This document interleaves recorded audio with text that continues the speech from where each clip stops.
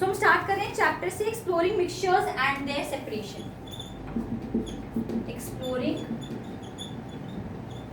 Mixtures and their separations.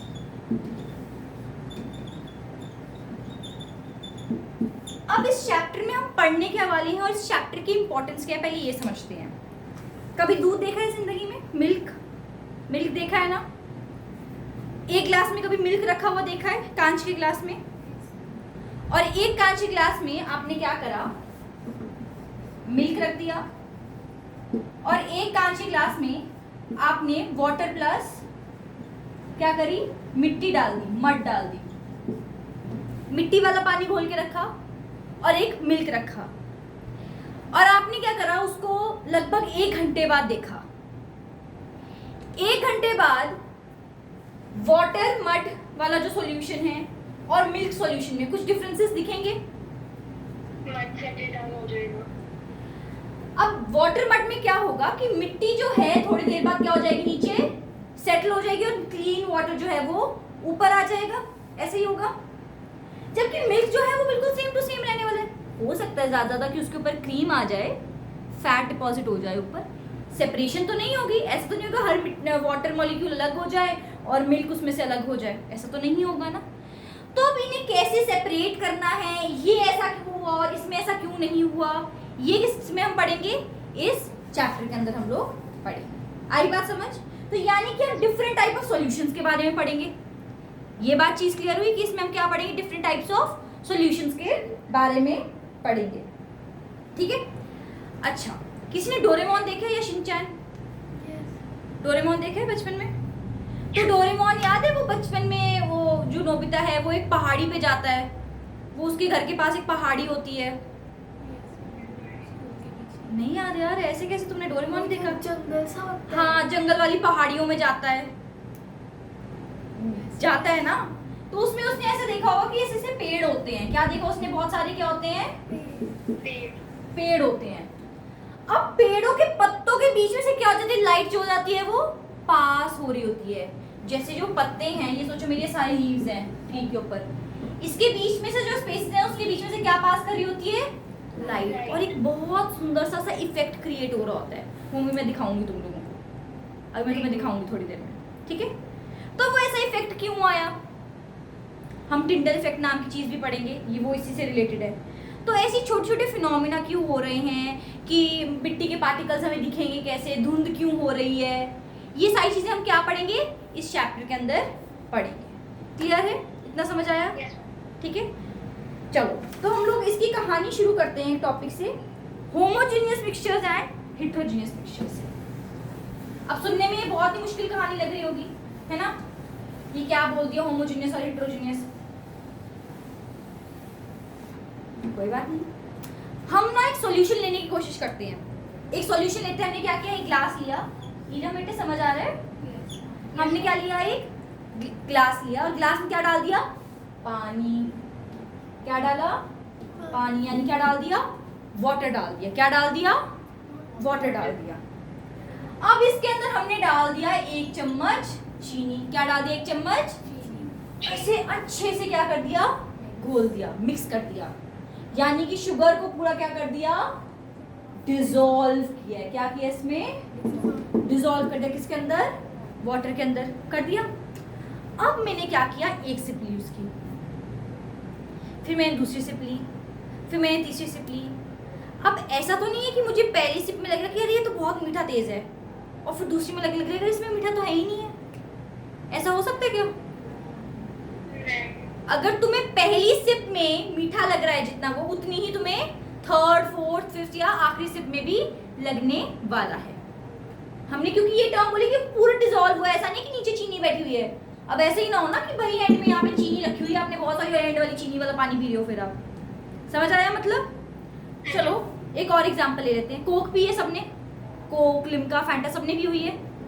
तुम्हें जो test Coke का पहली सिप में आता है वही टेस्ट जो होता है वो आखिरी सिप में होता है कि नहीं?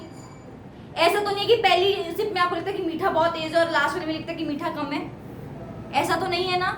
तो आपको क्या लगता है, हर पॉइंट पे क्या लगता है, सेम टेस्ट लग रहा होता है, सेम टेस्ट लग रहा होता है। इसका मतलब हर पॉइंट पे उस सॉल्यूशन में क्या है, यूनिफॉर्म कॉम्पोजिशन। क्या है, यूनिफॉर्म कॉम्पोजिशन। यूनिफॉर्म का मतलब क्या होता है, सेम। यूनिफॉर्म का मतलब क्या होता है, सेम। कॉम्पोजिशन मतलब जो कंटेंट है, कॉम्पोजिशन का मतलब क्या है, जिस कंटेंट से वो बना है।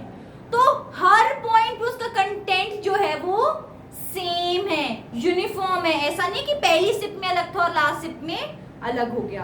तो ऐसे सॉल्यूशंस जिनमें through out the solution uniform composition रहती है, क्या रहती है, यूनिफॉर्म कॉम्पोजिशन, ऐसे सॉल्यूशंस को हम बोलते हैं होमोजेनियस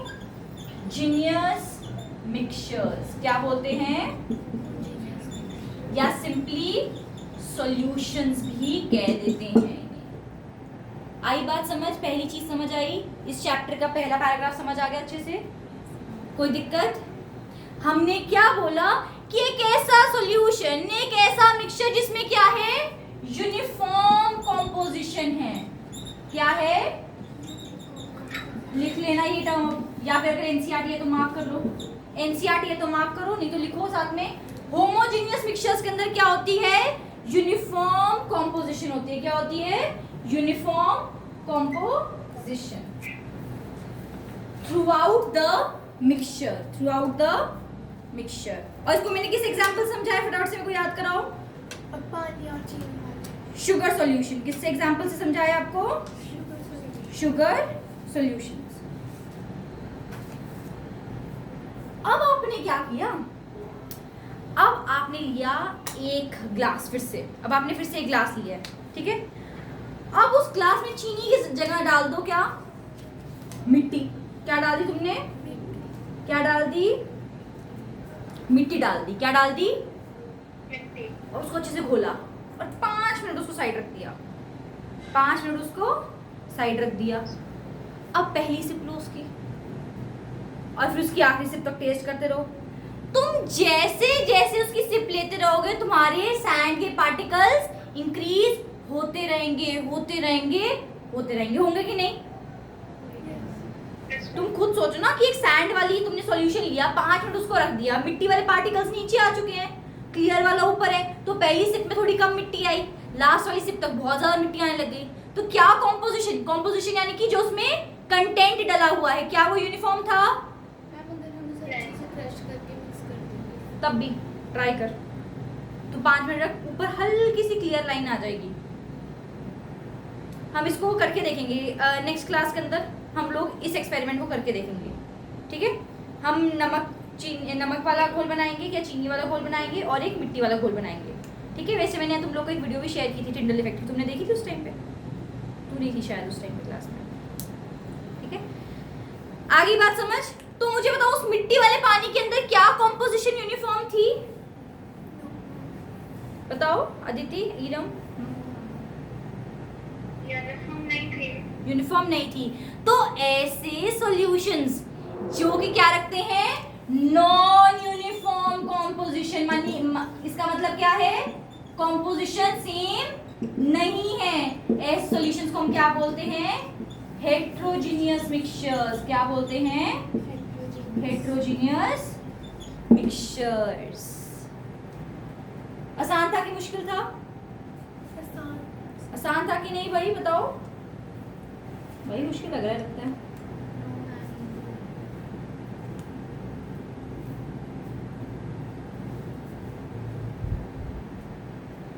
डन भाई, एक बार रिवाइज करें फटाफट से। हमने क्या बोला कि हमने 2 सॉल्यूशंस लिए, एक हमने लिया नमक वाला पानी ले लो, कोल्ड ड्रिंक ले लो, कोई भी जो आपकी सोडा ड्रिंक्स होती हैं वो ले लो, ठीक है। आपने विनेगर ले लिया, विनेगर जो होता है that is acetic acid in water, ये भी एग्जाम्पल होता है, हम इसको डिस्कस करेंगे अभी थोड़ी देर में, मैं आपको एग्जाम्पल्स में बताऊंगी ये, ठीक है। तो हमने कोई भी ऐसा सॉल्यूशन ले लिया, जैसे कि आपने सिंपल अभी ले लो कि कोक का एग्जाम्पल लिया है, किसका एग्जाम्पल लिया, कोक ली है, और एक जगह आपने लिया है मिट्टी वाला पानी। आपने दोनों को एक एक करके पिया है। पहले वाले केस में क्या हुआ कि हम लोगों को हर पॉइंट पर सेम टेस्ट आ रहा था, सेम कॉम्पोजिशन थी, यानी कि क्या थी उसमें, यूनिफॉर्म कॉम्पोजिशन। क्या थी, यूनिफॉर्म कॉम्पोजिशन। बट दूसरे वाले केस में क्या हुआ, कभी मिट्टी बहुत ज्यादा आई और कभी मिट्टी बहुत कम आई हम लोगों को, तो वो क्या थी? Non uniform composition. तो यूनिफॉर्म कॉम्पोजिशन वाले को हमने बोला होमोजेनियस मिक्सचर्स, और हम लोगों ने नॉन यूनिफॉर्म कॉम्पोजिशन वालों को बोला हेटेरोजेनियस मिक्सचर्स। और आसान तरीके से इसको याद रखना है। तो होमो मतलब घर जैसा, होम यानी कि घर, घर में सब क्या रहते हैं? इक्वल रहते हैं। क्या रहते हैं? इक्वल। तो होमोजेनियस मिक्सचर यानी कि इक्वल कॉम्पोजिशन वाले मिक्सचर्स, जहाँ पे सब कुछ यूनिफॉर्म हो, हर पॉइंट पे सेम कॉम्पोजिशन रहे। क्लियर है? अब तुम लोगों ने क्या करना है, एक और डिफरेंस बताना है मुझे। होमोजेनियस और हेटेरोजेनियस मिक्सचर्स दोनों पड़े हैं तुम्हारे पास। होमोजेनियस मिक्सचर के एग्जांपल में मैं वापस कोक ले रही हूँ, मैं वापस क्या ले रही हूँ? कोक का एग्जांपल ले रही हूँ। कोक क्या होता है कि एक हमारे पास क्या होता है, शुगर सॉल्यूशन टाइप है, उसमें क्या डाला हुआ है? कार्बन डाइऑक्साइड होती है। क्या होती है? Carbon dioxide. और जो हमारे पास ये वाला है मड वाटर है, उसमें क्या होता है? मड एंड वाटर रहता है। इनमें से किसके पार्टिकल्स मुझे नेक्ड आई से दिख सकते हैं? नेक्ड आई मतलब बिना माइक्रोस्कोप के।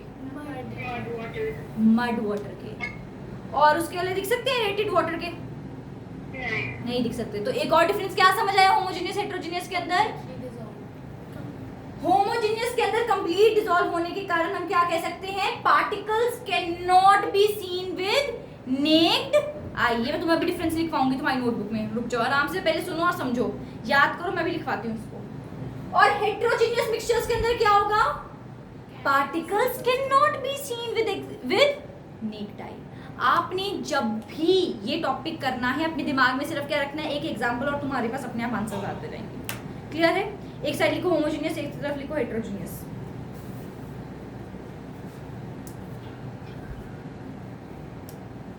होमोजेनियस लिखो, they have uniform composition through out. They have, homogeneous में लिखो, they have uniform composition through out.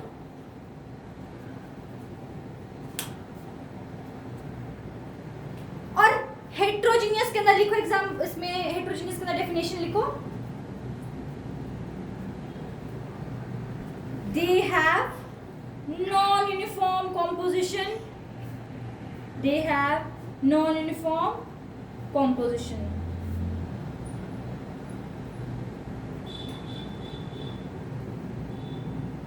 because मुझे बताओ हेटेरोजेनियस के अंदर कंप्लीटली डिसॉल्व होते हैं या नहीं होते? हेटेरोजेनियस में कंप्लीटली डिसॉल्व होते हैं या नहीं होते? नहीं होते। बिकॉज लिखो आगे, because components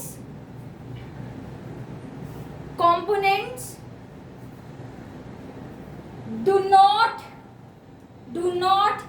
completely dissolve in each other. Because components do not completely dissolve in each other.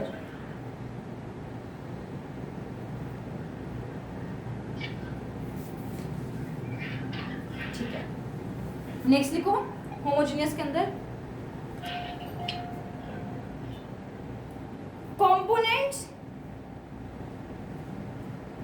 components cannot be seen through naked eye.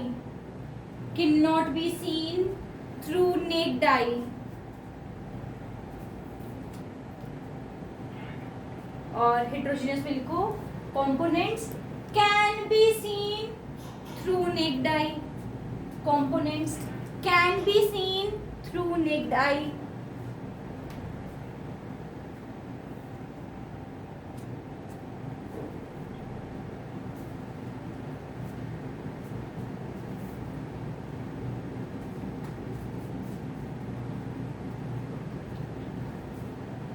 अच्छा चलो, अब नेक्स्ट डिफरेंस भी तुम बताओगे मुझे। तुम्हारे पास एक होमोजेनियस मिक्सचर है, एक है हेटेरोजेनियस। कौन सा इजीली बिना मशीन के सेपरेट किया जा सकता है? कौन सा सेपरेट किया जा सकता है? हेट्रोजीनियस। तो लिखो होमोजीनियस के अंदर पहले यूजुअली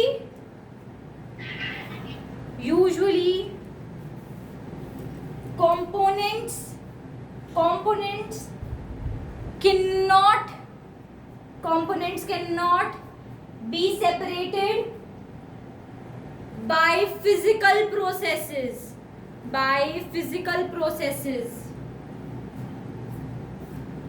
और हेट्रोजीनियस में लिखो फिर फटाफट से।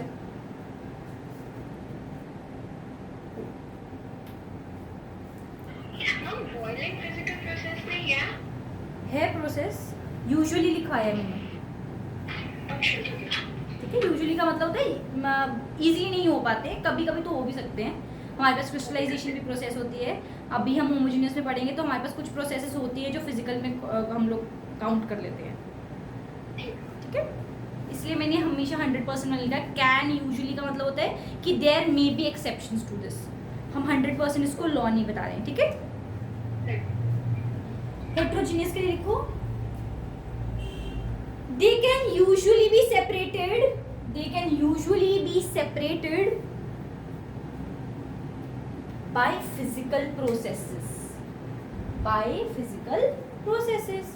समझ आ रहा है अच्छे से? किसी को कोई दिक्कत तो नहीं हो रही इस चैप्टर में? याद हो रहा है अभी तक सबको? सब कुछ याद हुआ? Yes. पक्का से? अदिति आपको? हाँ जी मैम। ओके बच्चा, चलो अब ना एक टर्म आती है सिंगल फेज। देखना ये टर्म, ये ना पुरानी एनसीईआरटी की है, बट मुझे ऐसा लगता है कि आपको ये चीजें पता होनी चाहिए। सिंगल फेज का मतलब पूरी एक जैसी दिखती है थ्रू आउट। मैं उसको 5-10 मिनट भी रख लूंगी। अब ये नहीं मैं तुम कह रहे हो कि मैम हमने दूध का गिलास लिया और उसको 10 दिन बाहर गर्मी में पड़ा रहने दिया तो वो देखो अलग सेपरेट हो गया उसमें दूध पानी। भाई वो खराब हो गया है, वो तो खराब हो गया है ना। आई बात समझ? सिंगल फेज का मतलब होता है कि जब मैंने उसको ऐसे नॉर्मली रखा हुआ है तो वो पूरा यूनिफॉर्म दिख रहा है, एक जैसा, एक बार में, ठीक है। तो मुझे बताओ हेट्रोजीनियस और होमोजीनियस में से सिंगल फेज कौन सा होता है? होमोजीनियस। कहने का मतलब कैसे मैम? देखो आप कोल्ड ड्रिंक का ग्लास लो, उसको रखो, आपको पूरी कोल्ड ड्रिंक एक जैसी दिखती है। ऐसा नहीं ऊपर पिंक फिर ब्लू फिर ग्रीन, ऐसा नहीं होता है। ना ही ऐसा होता है कि नीचे आपको दिख रहे शुगर पार्टिकल्स और ऊपर आपको दिख रहा है पानी, ऐसा नहीं होता है, ठीक है। तो लिखो द मिक्सचर, होमोजीनियस में लिखना the mixture is in single phase. Phase की स्पेलिंग होते हैं PHASE। The mixture is in single phase through out.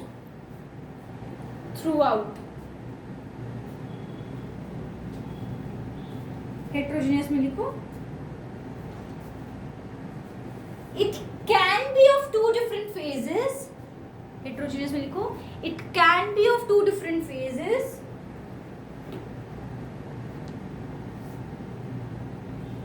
and we may see separate layers of particles। We may see separate layers of particles. यानी कि उसने ऐसा कहा कि सोचो भाई मैंने मिट्टी वाला पानी लिया है तो देखो अब थोड़ी देर बाद वो क्या होगा, ऊपर वाला पानी बन रहेगा और नीचे लेके आ जाएगी सारी मिट्टी सेटल डाउन हो जाएगी। तो उसने कहा कि हम क्लियरली कई बार ऐसा हो पाता है कि हम लेयर्स भी देख रहे हैं, हम देख रहे हैं ना, ऊपर वाली बिल्कुल क्लियर होती है, थोड़ी बीच वाली जो होती है वो थोड़ी सी मड्डी सी होती है अभी भी, और लास्ट वाली तो बिल्कुल सेटल डाउन मड्डी होती है ना। तो हम सेपरेट लेयर्स देख सकते हैं और 2 फेजेस भी हो सकते हैं, कई बार 2 से ज़्यादा फेजेस भी बन जाते हैं कई बार, बट यूजुअली 2 फेज की हम बात करते हैं इसमें। इतना समझ आया? रिवाइज करते हैं। मैम मुझे सिंगल फेज नहीं समझ आया। सिंगल फेज मतलब आपने कोक का ग्लास लिया, ये आपने कोक का ग्लास था, ये आपने कोक डाली है, आपने दूर से देखा ये पूरी एक जैसी दिख रही है, बट वहीं पर आपने एक और ग्लास लिया मिट्टी वाले पानी का, उसमें क्या हुआ, मिट्टी नीचे पड़ी थी, ये इतना थोड़ा सा इसमें हल्की हल्की मिट्टी वाला पानी था और ये बिल्कुल एक पतली सी लेयर बिल्कुल क्लियर वाटर की थी। तो इसमें क्या हुआ, आपके पास सारे जो थे वो सिंगल एक ही जैसे दिख रहे थे, एक जैसे नहीं दिख रहे तो ये सिंगल फेज नहीं है, ये सारा एक जैसा दिख रहा तो ये क्या है, सिंगल फेज है। डन? समझ आ गया? तो एक बार होमोजेनियस हेटेरोजेनियस को फटाफट से रिवाइज कर लेते हैं। होमोजीनियस का मतलब सिंपल हमने समझा कि कोल्ड ड्रिंक है हमारी, जिसके अंदर कोल्ड ड्रिंक क्या होता है, कार्बन डाइऑक्साइड डिजोल्व होती है उसके अंदर, शुगर सॉल्यूशंस के अंदर। और हमारे पास एक एग्जांपल हो गया मड वाटर का, एक है होमोजीनियस, एक है हेट्रोजीनियस। एक एग्जांपल लिख लो फटाफट से, इसमें एग्जांपल लिखो फिर फटाफट। होमोजीनियस में एग्जांपल लिखो, sugar and water solution. Next लिखो,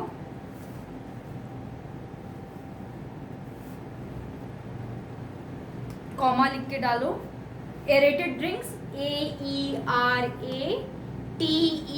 एरेटेड ड्रिंक्स। एरेटेड ड्रिंक्स में क्या होता है, ब्रैकेट में लिखो carbon dioxide and water. Soda हो गया ना, जैसे सोडा इसका एग्जांपल है, साइड पे एरो डाल लिखना सोडा। एरेटेड ड्रिंक्स के अंदर कार्बन डाइऑक्साइड एंड वाटर किसके अंदर होता है, सोडा में होता है, तो सोडा का एग्जांपल दे दिया हमने। कॉमा डाल के लिखो एक और, विनेगर, VINEGR,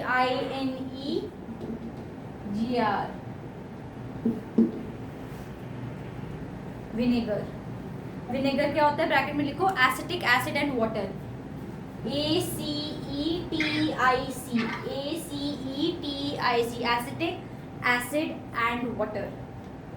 ठीक है, क्योंकि तुम्हें सोचो एमसीक्यू में आ गया which of the following is not a homogeneous mixture, तो तुम्हें एग्जांपल्स पता होने चाहिए ना बहुत सारे। मैं ऐसा वो एमसीक्यू डाला which of the following is not a homogeneous mixture. जब भी ध्यान रखना, जब भी एमसीक्यू में नॉट आए तो आपको नॉट को ऐसे डबल अंडरलाइन कर लेना, क्योंकि बच्चे पेपर में पता क्या करते हैं, वो इज अ होमोजेनियस मिक्सचर देखते हैं और पहला ए ऑप्शन से टिक कर लेते हैं। अगर आपको नॉट जैसे क्वेश्चन आता है ना, जहाँ पे वहां पे नॉट वाली चीजों को अंडरलाइन कर लेता है कि भाई इसमें नॉट पूछा है, नेगेटिव चीज पूछ रहे हैं वो।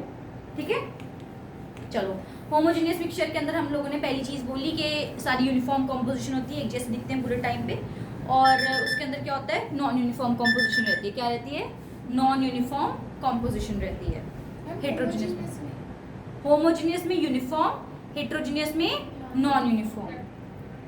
होमोजीनियस में क्या रहता है, सिंगल फेज रहता है। क्या रहता है, सिंगल फेज, उसमें एक से ज्यादा फेज हो सकते हैं और हमें लेयर्स भी कई बार दिखती हैं। होमोजीनियस के अंदर हम लोग सेपरेशन यूजुअली कर नहीं पाते हैं इजीली, फिजिकल प्रोसेस से इजीली होती नहीं है हम लोगों से, बट ये यूजुअली फिजिकल प्रोसेस से भी हम लोग सेपरेट कर लेते हैं। ठीक है, और क्या था, कोई पॉइंट था, होमोजीनियस के अंदर कंपोनेंट्स जो है वो नेक्ड आई से हमें नहीं दिख पाते हैं, बट हेट्रोजीनियस के अंदर कंपोनेंट्स इजीली विजिबल होते हैं नेक्ड आई से भी। नेक्ड आई का मतलब होता है बिना माइक्रोस्कोप के यूज के। एक एग्जांपल उसमें क्या था, सोडा का, जो कि था वाटर एंड कार्बन डाइऑक्साइड का एक मिक्सचर, और इसके अंदर एग्जांपल किसका था हमारे पास हेट्रोजीनियस के अंदर, मड एंड वाटर का।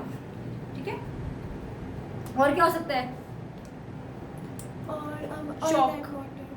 Oil and water, chalk and water. ठीक है, चलो ये बात तो हम लोग को बहुत अच्छे से समझ आ गई। अब बात करते हैं एक नेक्स्ट टॉपिक की, that is solutions, that is solutions. अब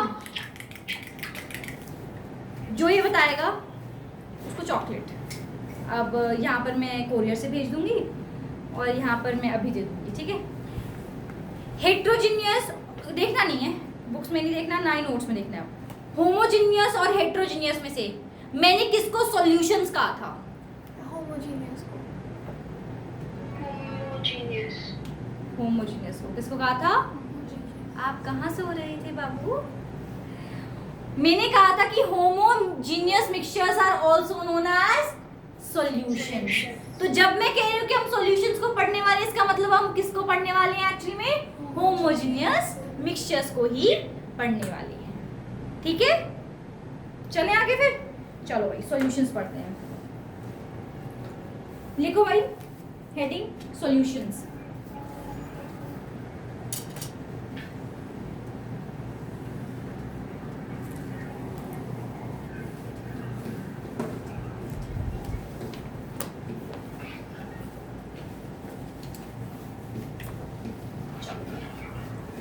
कोई ऐसा तो नहीं है जो बोर हो रहा है इस चैप्टर में, भाई नींद तो नहीं आ रही किसी को, है भाई, नींद तो नहीं आ रही अदिति? चलो फिर हम अब किसको पढ़ेंगे, सॉल्यूशंस को। किसको पढ़ेंगे, सॉल्यूशंस को। चलो बाबा जी स्टार्ट करते हैं। सॉल्यूशंस क्या होते हैं? कोई आइडिया मुझे बताओ सॉल्यूशंस तुम्हारे हिसाब से? Solution mixture of solute and solvent. Very good. तो अगर बेसिक सी डेफिनेशन ले तो it is a mixture of solute and solvent. अब सॉल्यूट क्या होता है? Solute जो ज़्यादा quantity Just में होता है. solid particles. एक ने बोला Which is dissolved in water. Which is dissolved in water. Water में ही सिर्फ Or any type of liquid. Any type of liquid. It is smaller in quantity. It is smaller in quantity. फिर solvent क्या होता है फिर? It is It is also in which liquid. it is dissolved. ठीक है। अच्छा मुझे आप जरा बताना, आपने एक चीज बोली बच्चे कि वो सिर्फ सॉलिड हो सकता है, आपने समझा सॉलिड पार्टिकल्स को। तो मतलब जो dissolve कर रहे हैं.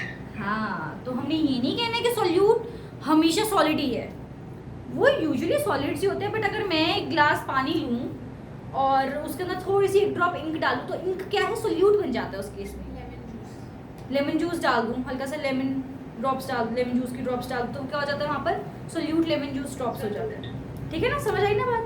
तो ये तो आप लोग को आते हैं बट फिर भी हम समझ लेते हैं एक बार। सॉल्यूशन का मतलब है, फिर से क्या लें, चीनी वाला पानी ले लें। हमने लिया शुगर, साथ में क्या लिया, वाटर। हमने क्या किया, एक ग्लास लिया पानी। क्या लिया, एक ग्लास पानी।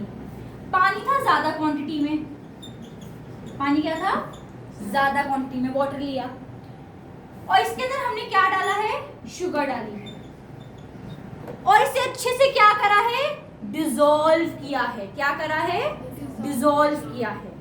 तो हमारा क्या बन गया है, जाकर सॉल्यूशन बन गया है। क्या बन गया है, सॉल्यूशन। और सॉल्यूशन क्या था, चीनी वाला पानी। डन भाई, समझ आया?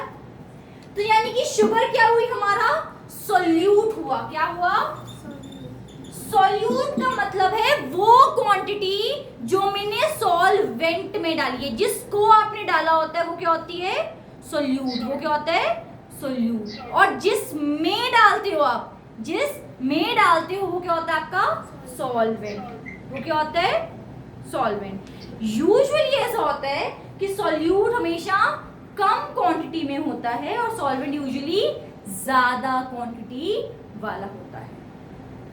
ठीक है, कोई दिक्कत, आसान है, कोई मुश्किल चीज़ तो नहीं है। अगर सोचो मैंने एग्जांपल लिया कि मैंने एक ग्लास पानी लिया है और अब इसमें मैंने नमक डाल दिया 1 चम्मच, तो नमक क्या है, सॉल्यूट है कि सॉल्वेंट? Solute. वाटर क्या है, Solvent. Solvent. मैंने चाय बनानी थी, वो बिना वो दूध वाली चाय, जो मैं तो नहीं पीती वैसे, मेरे को कड़वी लगती है ये, बट फिर भी मैंने सोचा एक गिलास मैंने पानी लिया और उसके अंदर वो टी लीव्स या ग्रीन टी जो भी तुम लोग पीते हो वो डाल दी। तो अब सॉल्यूट और सॉल्वेंट बताओ इसमें। Tea leaves. Tea leaves solvent और पानी solvent. वेरी गुड, शाबाश। मैम एक डाउट है, अगर मैम हम मैदे के अंदर जैसे कोको फ्लावर डालते हैं, थोड़ा सा ही डालते हैं, तो वो भी सॉल्यूट और सॉल्वेंट होता है अगर दोनों मिक्सचर ड्राई हो। हाँ, मैम, दोनों dry हो मुझे सकते हैं। डाउट, जैसे मतलब कभी कभार अगर हमें मतलब कभी कभार कोको पाउडर हम डालते हैं पानी या फिर दूध में, तो फिर वो एकदम अच्छे से डिजॉल्व नहीं होता, तो Yes, फिर वो ma'am. हेट्रो होती है, उसमें इसमें bubbles आ जाते हैं। Yes. तुम्हें याद है, तुमने तो वो चैप्टर पढ़ाया अभी, ये वाला तो उसमें मैंने सॉल्युबिलिटी बताई थी, हाँ, वही यही तो वो वाला। सैचुरेटेड पॉइंट पे आ जाता है अपने, इसीलिए नहीं हो पाता। अपना एक मैक्सिमम अटेनमेंट पॉइंट वो खो देता है। मैं तुम्हें ये बताती हूँ, अभी जब हम सैचुरेटेड सॉल्यूशंस पे आएंगे ना, तुम्हें ये आंसर तब मिलेगा। तो मैम अगर थोड़ा सा पिंच भी डाल दिया Yes, तो बबल्स फॉर्म हो जाते हैं। और वो बबल्स तो बच्चे कार्बन डाइऑक्साइड के कारण फॉर्म होते हैं, उनमें ना केमिकल रिएक्शन हो जाता है। जैसे आप भटूरा वगैरह बनाते हो, जब भटूरे का आटा गूंथते हो तो सोडा वाटर डालते हो, ठीक है। कई बार जब यीस्ट बनता है तो वो फूल जाता है, तो ये सब चीज़ें जो होती है वो कार्बन डाइऑक्साइड के कारण होती है, किसी गैसियस स्ट्रक्चर के कारण होती है, ठीक है। बट वो पाउडर पाउडर का फॉर्म फील होता है उसके ऊपर। किसके ऊपर? जैसे कि हम कोको पाउडर डाल देते हैं, अगर तो मतलब ऐसा वो थोड़ा कम होता है, अगर जो मतलब सॉल्वेंट है वो गर्म हो, बट अगर ठंडा है तो मतलब ऐसे पूरा फ्लोटिंग होता है। वो इसका रीज़न मैं तुम्हें बताती हूँ। इसका रीज़न ये रहता है कि जब आपका टेम्परेचर बढ़ जाता है ना, तो पार्टिकल्स थोड़े दूर दूर हो जाते हैं, तो उनके पास क्या आ गई, जगह आ गई उनको रिजॉल्व करने की। जैसे मैंने तुम लोग को भी ये टॉपिक करवाना है वैसे, बट तुम्हें अभी तुम्हारा डाउट है, तुम्हें फटाफट बता देती हूँ। जैसे एक गिलास पानी है, उसमें 3 चम्मच चीनी के बाद चौथा चम्मच चीनी घुल नहीं रही है, तो हमने क्या करा, उसको हीट करना शुरू कर दिया और वही चौथा चम्मच अब क्या हो जाएगा, घुलना शुरू हो जाएगा। चाशनी ऐसे ही बनती है, चाशनी एग्जैक्टली ऐसे बनती है। क्या होता है, पानी को हम गर्म करते रहते तो चीनी उसमें डिजोल्व होती रहती है। तो हीटिंग से क्या होता है, इसके अंदर ये जो कैपेसिटी है डिजोल्व करने की वो इंक्रीज हो जाती है। ठीक है, इसीलिए ऐसा होता है। ठीक है, और वो डिजोल्व क्यों हो रहा है, क्यों नहीं हो रहा है एक टाइम पे आकर, उसके बारे में हम सैचुरेशन के अंदर पढ़ेंगे, वो आएगा टॉपिक हमारा। ठीक है, चलो अब आगे चले। हम लोग क्या पढ़े थे, हम लोग सॉल्यूशंस के बारे में, एक पढ़ा हमने सोल्यूट, एक हमने पढ़ा सॉल्वेंट, और एक हमने क्या पढ़ा, सॉल्यूशन। सोल्यूट जो है वो किसमें डिसॉल्व हो रहा है, सॉल्वेंट में, so as to form the solution. सही बोला मैंने? ठीक है, तो पहली टर्म लिखो solution. It is a homogeneous mixture of two or more substances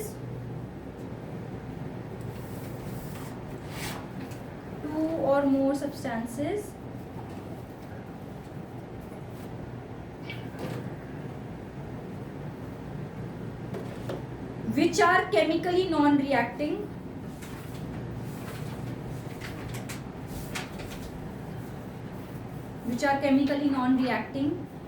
and whose composition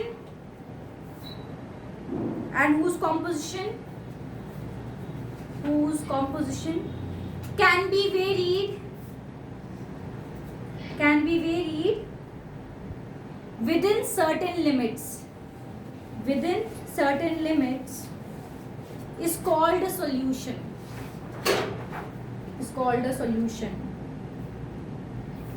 Next लिखो point, solution is equals to solute plus solvent. Solution is equals to solute plus solvent.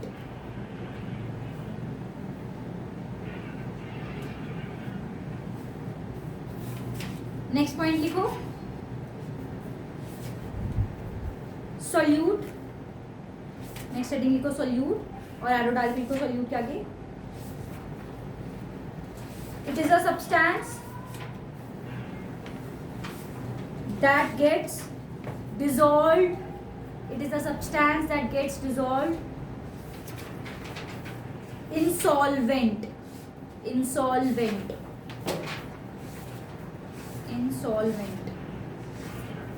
और solvent के लिए लिखो it is a substance in which a solute gets dissolved. Clear है भाई, इतना समझ आया? एक बार ना इसकी डेफिनेशन समझते हैं। एक सेकंड दो मुझे, एक सेकंड इसको। ठीक है, आगे चले हम लोग।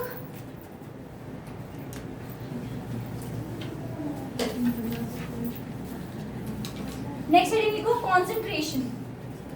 नेक्स्ट हेडिंग लिखो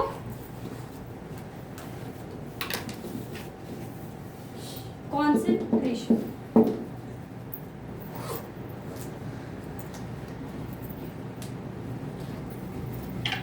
अब मुझे बताओ, तुमने कभी ORS का घोल पिया है? किसने पिया है? अदिति, ORS पिया है कभी? क्या होता है ORS? पाउडर होता है पानी में। अच्छा, और घर पे बनाया कभी ORS? पता है कैसे बनता है? उसके अंदर आई गेस नमक और चीनी एक स्पेसिफिक भावनी, नमक और चीनी एक स्पेसिफिक रेशियो में डलती है। Very good. ORS कैसे बनता है? हम क्या करते हैं, पानी लेते हैं और उसमें specific amount of sugar and salt डालते हैं। मैंने क्या बोला, फिर से सुनना। हम लोग पानी लेते हैं स्पेसिफिक अमाउंट में और उसके अंदर specific amount of sugar and salt डालते हैं। अब हमने कितनी शुगर डाली है और कितना सॉल्ट डाला है, वो क्या होती है, उसकी कॉन्सेंट्रेशन होती है। क्या होती है उसकी कॉन्सेंट्रेशन। अब मुझे बताओ कि अगर मैंने ऐसा किया कि मैंने चीनी एकदम से ज्यादा डाल दी और नमक बहुत कम रखा, तो क्या मेरा सही ORS बनेगा? और अगर मैंने ऐसा कर दिया कि शुगर की जगह सॉल्ट ही सारा डाल दिया, शुगर डाली नहीं, तो मेरा सही कॉन्सेंट्रेशन बनेगा? नहीं बनेगी। तो यानी कि कॉन्सेंट्रेशन बहुत ज्यादा क्या हो जाता है उसी टाइम पे, इंपॉर्टेंट फिनोमिना हो जाता है। कंसंट्रेशन का मतलब समझ आया? कंसंट्रेशन का सिंपल मतलब है कि आपने कितना सोल्यूट डाला है अपने सॉल्यूशन या फिर सॉल्वेंट के अंदर, वो क्या हो जाती है आपकी कंसंट्रेशन। तो हमें कंसंट्रेशन कैलकुलेट भी करनी आनी चाहिए। क्यों कैलकुलेट करनी आनी चाहिए भाई? नहीं तो तुम लोग क्या करोगे, नमक या चीनी ज्यादा डाल दोगे, और अगर नमक चीनी में से कोई एक चीज ज्यादा होगी तो क्या होगा, ORS ठीक नहीं बनेगा। तो इसीलिए बहुत इंपॉर्टेंट है कि हमें क्या है, इस कंसंट्रेशन को कैलकुलेट करना है। तो कल की क्लास में हम लोग क्या सीखेंगे कि इसी कंसंट्रेशन को कैलकुलेट कैसे करते हैं। इसके बेस पे न्यूमेरिकल पक्का पेपर में आता ही आता है। ठीक है, तो कल की क्लास में बहुत ध्यान से पढ़ के आने पुराने वाले सारे टॉपिक जितना मैंने पढ़ा दिया अभी तक। ठीक है, थैंक यू अदिति।